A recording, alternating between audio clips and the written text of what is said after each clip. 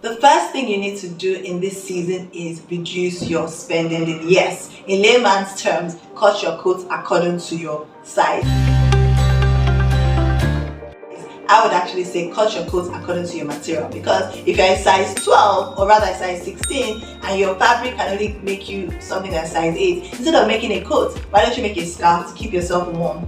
Then later on you can get a coat, right? So why is it important to reduce your spending? Because cost of living is increasing. So how do you do that? Through a budget.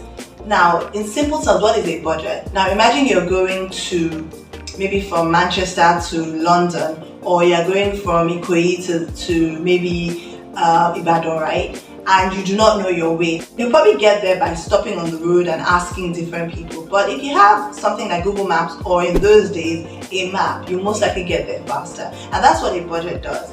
It's like a blueprint. It shows you your financial condition, your situation, your income and your expenses, and then tells you how much you have to make financial goals. The first thing to do when creating a budget is to track your spending, and that's pretty easy. So you can take, say, over a month, you're going to track your spending, everything that you spend money on. So you can use your phone or get a notebook.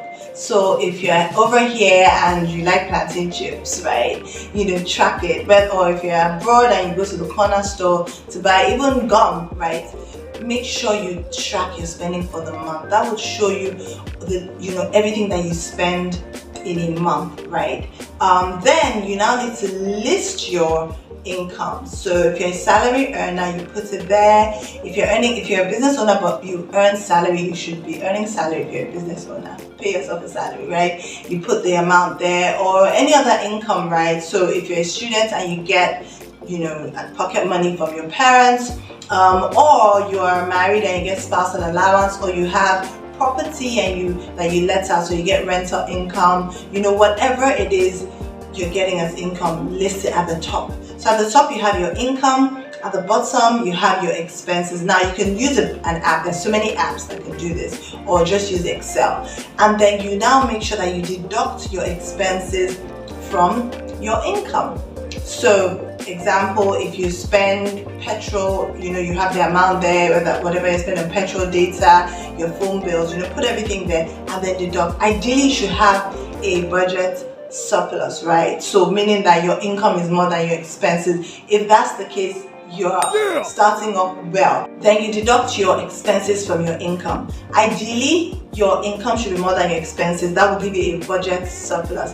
And if that's what you found that you have, that's amazing, because this shows that you have disposable income to reach your financial goals, right? Now, if your expenses are more than your income, then there's red flag there. You definitely need to look at how you need to reduce your expenses. Even if your income is more than your expenses and you have a surplus instead of a budget deficit, you can still use your budget to see, okay, you know what, these are the things that I need to reduce money from. And I'll give you one example, a story to wrap this up. So Zainab, right? Zainab was earning like 200,000 a month, and then all of a sudden something happened to her car. She was excited, she had a Toyota Corolla that was fuel efficient, but then something major happened and the mechanic said she had to pay 300,000 naira. She didn't have the money, so she had to borrow from her friend Tineke.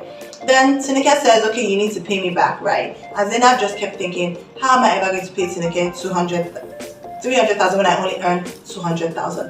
What I owe is more than what I earn. But someone told her to actually create a budget, and she created a budget and she realized that she was spending too much money on eating out. So she reduced that and decided to bring food from home.